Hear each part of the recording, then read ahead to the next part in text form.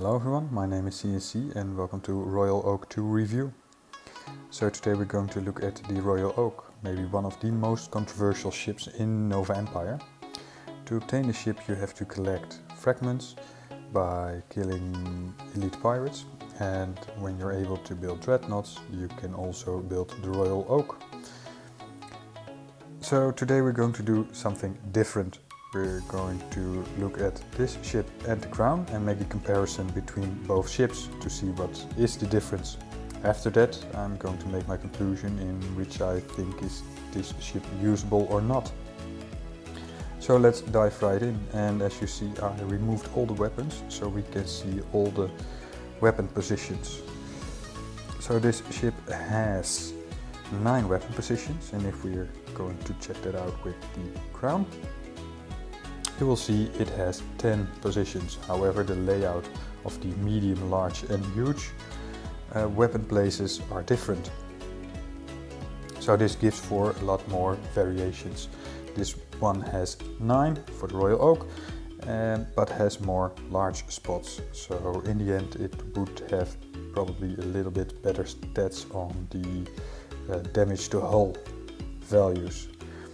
If we look at the building cost, we see minerals at 1.5 million, 150 for crystals and 150 for alloy, and 3 building days. That's without weapons and components.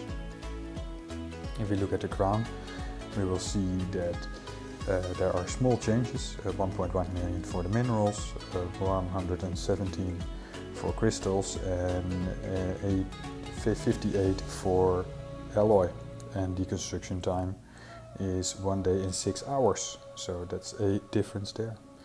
If you look at the health stats, this one has 48, and you see that for the crown that's almost double, so that's really powerful. So let's look at the components. So here we are at the components section, and as you see this ship also has a different layout than the crown. This ship has 11 spots, whereas the crown has 9. However, the layout is different. The crown has 3 huge spots, for instance, and the oak only has 2, but it has more medium and more large spots. So if we look at the health, like I said, it's almost double as that one of the crown. All the other stats are all the same. So the armor on 30 and the accuracy on 20, because this ship has no weapons, and the same goes for the crown. The main difference is building cost and the upkeep cost. The upkeep cost is 10 times higher, and also the difference in the building cost will relate to your repairs. So it's almost double on repairs in the terms of use of resources and time. So let's go to the conclusion and how I think this ship is viable. So what do I think of the Royal Oak? Well, if I made this video about a couple of weeks ago, I would tell you to never build this ship. It's way too high for what you're getting. In every department, building costs, repair costs, especially upkeep costs, it's 10 times higher. That's insane. However, then there was the Type 3 Dreadnought, and I see many players using them.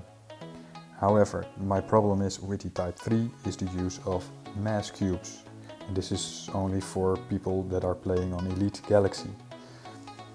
These ships are very hard to come by if you don't use actual money to buy packs where you can get mass cubes. However, there are ways to get mass cubes by farming elite pirates, participating in the events, and also have trading posts level 16 or higher that will produce them on a daily basis. However, I could probably build around 4 to 5 ships a week if there's no event going on, which would take me a long time to get a decent fleet. And this ship could fill the gaps that I have because it's with the health really high and strong. However, if I use this ship, I would probably only build 200 to 300 of these ships because of the upkeep costs. And it would require to have all the Dreadnought research to get those costs down. Also, when you're participating in Galaxy War, for instance, I would really recommend to get the highest possible repair booster on to get the repair times down. And also, if you build this ship, I would use a ship building booster to get the building times down.